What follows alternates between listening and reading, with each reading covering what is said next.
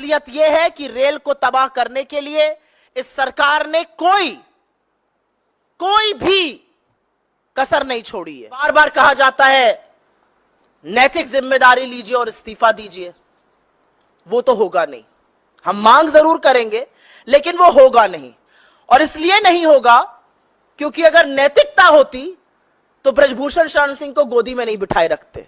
अगर नैतिकता होती तो अजय मिश्र टेनी को मंत्री बनाकर नहीं रखते। अगर नैतिकता होती तो प्रज्वल रेवन्ना के प्रचार में नहीं जाते। अगर नैतिकता होती तो इतनी निर्णायक नैतिक हार के बाद नरेंद्र मोदी इस देश के प्रधानमंत्री नहीं बनते।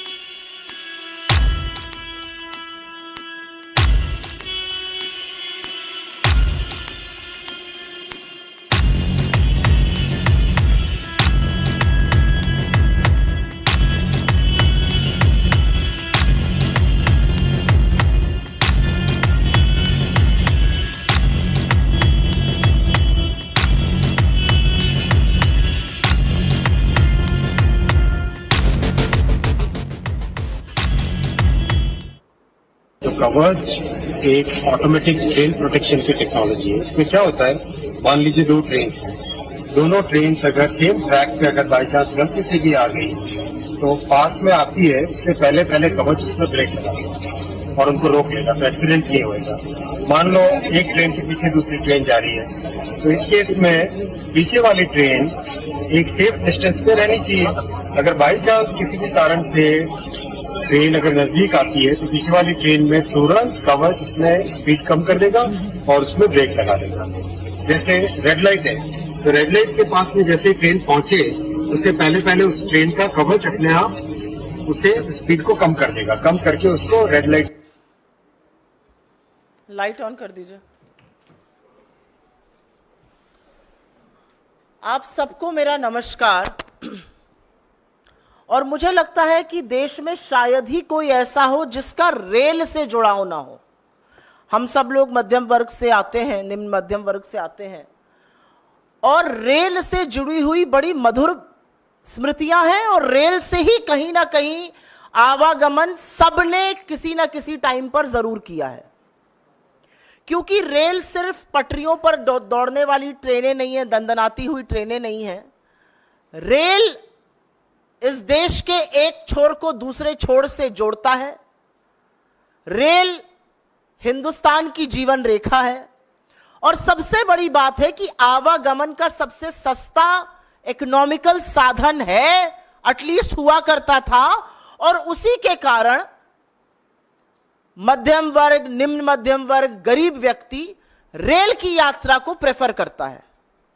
आज तक जब आप रेल में बैठते थे टिकट लेकर, तो कहीं ना कहीं यह विश्वास रहता था कि अपने गंतव्य तक पहुंच जाएंगे। बड़े सारे स्टेशन आते थे, उसमें पूरी सब्जी खाई जाती थी, कहीं पर चाय पी जाती थी, कहीं पकौड़े समोसे खाए जाते थे, और एक ये विश्वास था कि गंतव्य तक पहुंच जाएंगे। लेकिन आज जब रेल यात्री बैठता है तो उसके मन में शंका है कि गंतव्य पर वो पहुंचेगा या उसकी अर्थी और लाश पहुंचेगी। यह कीर्तिमान नरेंद्र मोदी जी ने और उनकी सरकार ने स्थापित किया है। मैं यहां पर आपको दो तस्वीरें दिखाना चाहती हूं। यह तस्वीर ठीक एक साल पहले इसी महीने जून की है। 2 जून 2023 को ओडिशा के बालासोर में भीषण ट्रेन हादसा हुआ था। करीब 300 लोगों की मौत हुई थी और 900 से ज्यादा लोग घायल हुए थे। पश्चिम बंगाल में कल फिर एक ट्रेन हादसा हुआ। पटरी पर कंचनजंगा एक्सप्रेस थी, उसको पीछे से मालगाड़ी ने आके मारा। 15 लोगों की मौत और अभी तक 40 लोगों के घायल होने की खबर सामने आई है। ठीक है, एक साल पहले बालासोर ओडिशा में और एक साल बाद पश्चिम बंगाल में ट्रेन हादसा होता है। क्या बदला है एक साल में? आज पूछना पड़ेगा ना कि एक साल में क्या बदला है। लगातार ट्रेन हादसे हो रहे हैं और मैं एक सरकारी आंकड़ा आपके साथ साझा कर देती हूं। 1117 ट्रेन दुर्घटनाएं 2014 से 23 तक, और जानबूझकर 23 तक का ही आंकड़ा दे रही हूं, 31 मार्च 2023, क्योंकि ये हमारे आंकड़े नहीं है, आपके आंकड़े नहीं है, ये गवर्नमेंट ऑफ इंडिया के आंकड़े हैं। 1117 ऐसी रेल दुर्घटनाएं हुई हैं जहां पर जान और माल की नुकसान हुआ है। यह सरकारी आंकड़ा है, असल आंकड़ा इससे बहुत ज्यादा है। मतलब हर महीने 11 ट्रेन हादसे हुए हैं, हर 3 दिन पर एक ट्रेन हादसा हो रहा है और उसमें जान और माल की क्षति हो रही है। तो क्या बदला एक साल में? इतना बड़ा बालासोर का ट्रेन हादसा हुआ, हम सब ने लाशों का अंबार देखा, परिवारों को उजड़ते हुए देखा, छोटे छोटे बच्चों को बिलखते हुए देखा। क्या बदला एक साल में? बालासोर से पश्चिम बंगाल क्या बदला? क्या बदला 2014 से 2024 में? मैं एक सूची पढ़ देती हूं, आपको दिखा दिया, लेकिन छोटी सी एक सूची है। 2014 में गोरखधाम एक्सप्रेस डीरेल हो जाती है, 25 लोगों की मौत होती है। इंदौर पटना एक्सप्रेस का हादसा होता है, 150 लोगों की मौत होती है। कैफियत एक्सप्रेस में 70 लोग घायल हो जाते हैं। पुरी उत्कल एक्सप्रेस में 30 लोगों की मौत हो जाती है। बीकानेर गुवाहाटी एक्सप्रेस में 36 से ज्यादा लोग गंभीर रूप से घायल होते हैं, 10 लोगों की मौत होती है। बालासोर मैंने आपको बताया लगभग 300 लोगों की मौत और 900 से ज्यादा लोग घायल, और कल 15 लोगों की मौत और 40 लोग घायल। और ये मैंने सिर्फ कुछ आंकड़े बताए। 1117 ऐसे हादसे हुए हैं। तो जिम्मेदारी किसकी है? जवाबदेही किसकी है? इस देश में हमने वो भी मंत्री देखे हैं, अगर उनके डिपार्टमेंट में अगर रेल मंत्री रहते हुए ऐसे हादसे हुए हैं तो उन्होंने अपने पद से नैतिक जिम्मेदारी लेते हुए इस्तीफा दिया है। फिर वो लाल बहादुर शास्त्री जी हो, नीतीश कुमार रहे हो, माधवराव सिंधिया रहे हो, ममता बनर्जी रही हो, मधु दंडवते रहे हो, जॉर्ज फर्नांडिस रहे हो, सब लोगों ने नैतिक जिम्मेदारी लेते हुए इस्तीफा दिया है। लेकिन आज हिंदुस्तान का रेल मंत्री रील मंत्री बना हुआ है। नैतिक जिम्मेदारी छोड़ दीजिए, आज भी हादसे के वक्त रील कैसे अच्छी बनेगी उस पर चर्चा हो रही है। बालासोर के वक्त अश्विनी वैष्णव जी वहां पर आए, डाइव कर रहे थे, किसी के नीचे घुसकर झांक रहे थे, ट्रेन के नीचे घुसकर 2-4 टेसू बहा रहे थे। क्या किया आपने रेल को सुरक्षित करने के लिए? आप कल पहुंचते हैं वहां पर, आप रेल मंत्री हैं, आप गाड़ी से भी जा सकते थे, लेकिन वीडियो ज्यादा बेहतर तब आएगा जब आप जूम जूम जूम करके मोटरसाइकिल से जाएंगे। अच्छा वीडियो आ गया सामने, रील बना लिया आपने। अब आप बताइए, आपने 1 साल से इस देश में रेल को सुरक्षित करने के लिए क्या काम किया? उस रेल को सुरक्षित करने के लिए जिसमें इस देश का युवा, जिसमें किसान, जिसमें मजदूर, जिसमें मध्यम वर्ग अपने परिवारों के साथ चलता है, उसको सुरक्षित करने का क्या काम किया? लोगों के मन की आशंका कि भैया हम पहुंचेंगे या हमारी लाश पहुंचेगी, उसको दूर करने का क्या काम किया? कवच समझा रहे थे, अभी आपको मैंने दिखाया कुछ दिनों पहले। कवच प्रणाली आई है। कवच प्रणाली क्या करेगी? एक ट्रैक पर अगर 2 ट्रेनें चल रही होंगी तो पीछे वाली ट्रेन पर कवच से ब्रेक लग जाएगा, आपस में भिड़ंत नहीं होगी। क्या हुआ कल कवच का? ये क्या झुंझुने पकड़ाए जा रहे हैं देश को? 10 साल से रेल आवागमन का सबसे असुरक्षित साधन बन चुका है। लगातार जान और माल का नुकसान हो रहा है और लोगों को झुंझुने के नाम पर आपने कवच की बात कही। और ये क्यों हो रहा है? क्या एकदम से रेल फेल हो गई है? ये इसलिए हो रहा है क्योंकि नरेंद्र मोदी की सरकार और उनके मंत्री उदासीन हैं, अकर्मण्य हैं। उनको फर्क नहीं पड़ता कि गरीब गुर्बत में रहते हुए लोग, यंग लोग जो गाजर मूली की तरह भरकर रेल में आज जाने को मजबूर है, वो मर जाए, उनको फर्क नहीं पड़ता है। इसलिए ऐसा हो रहा है। आपके साथ एक और आंकड़ा साझा करती हूं, और ये मेरा आंकड़ा नहीं है, ये आंकड़ा खुद अश्विनी वैष्णव ने पार्लियामेंट में दिया है, यह आरटीआई के माध्यम से भी सामने आया है। 3,12,000 रेलवे के रिक्त पद पड़े हुए हैं और कर्मचारियों की इसी भारी समस्या से रेलवे जूझ रहा है। एक आरटीआई के मुताबिक, और ये आंकड़ा बड़े ध्यान से सुनिएगा, लोको पायलट, बहुत सारे जो रेल हादसे होते हैं जहां पर गलत सिग्नल पे दे दिया गया, एक ही ट्रैक पर ट्रेनें चल गई। कहीं कहीं मानवीय त्रुटि होती है, और वो मानवीय त्रुटि लोको पायलट के कारण होती है। क्यों होती है, यह भी समझ लीजिए। लोको पायलट के 70,093 पद स्वीकृत हैं, इसमें से 21% पद खाली पड़े हुए हैं। सहायक लोको पायलट के 57,551 पद स्वीकृत हैं, उसमें से करीब 8% खाली पड़े हुए हैं। ये वो पद है जो रेलवे को सुरक्षित बनाने के लिए, सुचारू रूप से चलाने के लिए, लोगों को अपने गंतव्य से, एक गंतव्य से दूसरे गंतव्य तक सुरक्षित पहुंचाने के लिए इन पदों का रोल होता है। और 21% ये पद खाली पड़े हैं। इसके चलते लोको पायलट के ऊपर बहुत भारी दबाव है। 12-12, 14-14 घंटे वो काम कर रहे हैं और इस तरह की त्रुटियां हो रही हैं। मैंने 4-5 दिन पहले पढ़ा, रेल मंत्री कहते पाए गए, पुलिस बल का प्रयोग करो। ये जो भीड़ भाड़ हो रही है, ये भीड़ भाड़ अपने मन से नहीं हो रही है रेलवे में, क्योंकि आपने रेलवे को तबाह करने में कोई कसर नहीं छोड़ी है। पिछले 10 साल में रेलवे का जो हाल हुआ है, चाहे वो किराए में वृद्धि हो, और एक नहीं मैनीफोल्ड वृद्धि, जहां 800 का किराया था आज 2400 है।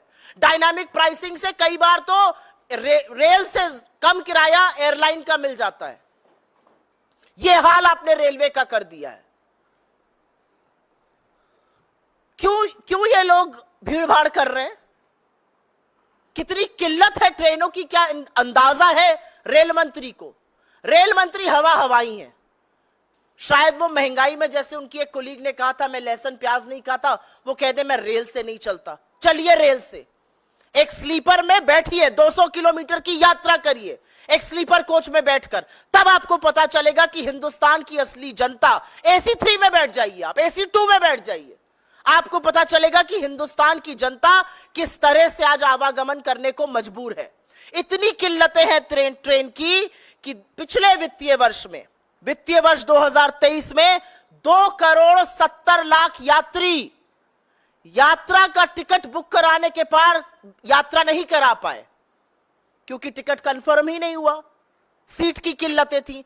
2,70,00,000 लोग एक वित्तीय वर्ष में यात्रा नहीं कर पाए, उनका ट्रेन का टिकट वेट लिस्टेड था, वो रह गए, और यह निरंतर बढ़ रहा है। इसके पहले वाले वर्ष में यह संख्या 1,63,00,000 थी, वो बढ़कर 2,70,00,000 हो गई। तो कितनी किल्लत है ट्रेनों की, और कैसे लोगों को अपनी यात्रा कैंसिल करनी पड़ रही है, उसका एक प्रमाण यह भी है। एक बात जरूर बोलना चाहती हूं, और इसका मैंने जिक्र किया था 3-4 दिन पहले। मंत्री जी ने कहा पुलिस बल का प्रयोग करो। ये जो अनारक्षित लोग घुस जाते हैं, ये अपनी मर्जी से घुस रहे हैं, इनके पास कोई काम नहीं है। ये जो हमारे बच्चे अपनी परीक्षा देने जाते हैं, एक के ऊपर एक चढ़कर गाजर मूली की तरह, इस गर्मी में, तपती हुई गर्मी में लोग टॉयलेट में बैठने को मजबूर हैं। कौन है ये लोग? क्योंकि आपने स्लीपर और द्वितीय श्रेणी के कोचेस को लगातार AC में कन्वर्ट करा। लोगों के पास इतना पैसा नहीं है कि वो AC कोच में चल सके। आपने ट्रेनें रद्द कर दी, ट्रेनों की संख्या खत्म करी, पैसेंजर ट्रेन की कम करी। उसके चलते आज आरक्षित डब्बों में अनारक्षित लोग जो जनरल टिकट लेकर आवागमन करते थे, वो बैठने को मजबूर हैं। तो उन पर बल का प्रयोग मत करिए, अपनी गलती को स्वीकारिए। मैं जानती हूं कि लोगों को असुविधा होती है, लेकिन उस असुविधा का कारण आप हैं। और क्योंकि रेलवे सुरक्षा की बात हो रही है, तो थोड़ी बात हो जाए कि सरकार कर क्या रही है। ऐसा नहीं है सरकार के पास फंड नहीं है रेलवे सुरक्षा के लिए। इनफैक्ट CAG ने बताया है कि राष्ट्रीय रेल संरक्षा कोष RRSK में 20,000 करोड़ रुपए आने थे। 15,000 करोड़ रुपए केंद्र सरकार देती, 5,000 करोड़ रुपए रेलवे अपने रेवेन्यू से देता। 4 साल बाद जहां 20,000 करोड़ रुपए आने थे, वहां 4,225 करोड़ रुपए आए हैं, 1/4। यह इनकी सीरियसनेस है। यह रेलवे सुरक्षा के लिए सरकार की उदासीनता है। जिस संरक्षा कोष में 20,000 करोड़ रुपए आने थे, जिससे रेलवे की सिक्योरिटी होती, उसमें 4,225 करोड़ रुपए है। लेकिन अभी चौंकिए मत, क्योंकि चौंकने वाली बात आगे है। उस पैसे से रेलवे की सुरक्षा नहीं की गई, उस पैसे से फुट मसाजर खरीदा गया, क्रॉकरी खरीदी गई, इलेक्ट्रिकल अप्लायंसेस खरीदे गए, फर्नीचर खरीदे गए, जाड़े में पहनने वाले जैकेट खरीदे गए, कंप्यूटर खरीदे गए, लोगों को बोनस दिया गया, गार्डन बनाए गए उस पैसे से। उस पैसे से रेलवे को, रेल यात्रा को सुरक्षित करना था, उससे क्रॉकरी और फर्नीचर खरीदा जा रहा था। ये हम नहीं कह रहे हैं, ये सीएजी की रिपोर्ट धज्जियां खोल रही है, धज्जियां उड़ा रही है भारतीय रेल और नरेंद्र मोदी की सरकार की, ऐसे मंत्रियों की जिन्होंने शायद रेलवे में कभी सफर ही नहीं किया। अगर सफर करते तो समझते लोगों को क्या झेलना पड़ रहा है। डेप्रिसिएशन रिजर्व फंड होता है एक रेलवे में, उसमें इस चीज का प्रोविजन होता है कि रेलवे की जो पुरानी संपत्ति है उसको रीएनर्जाइजेशन किया जा सके, उसको पुरानी संपत्ति को बदलना था। असलियत यह है कि जहां पर 58,000 करोड़ रुपए खर्चा होने थे वहां पर 600 करोड़ रुपए खर्चा हुए हैं। यह सीरियसनेस है इस सरकार की। आंकड़े इसलिए दे रही हूं क्योंकि आंकड़ों से कोई नहीं भाग सकता है, और ये सरकारी आंकड़े हैं, सीएजी के आंकड़े हैं, सरकार की पोल खोलते हुए आंकड़े हैं। आंकड़ों से कोई नहीं भाग सकता है। आप टेसू भले बहा लीजिए, आप 4 रील जरूर बना लीजिए, लेकिन आंकड़ों से कहां भागिएगा। सुरक्षा का पैसे से आप क्रॉकरी और फर्नीचर खरीद रहे हैं, डेप्रिसिएशन फंड आप खर्चा ही नहीं कर रहे हैं।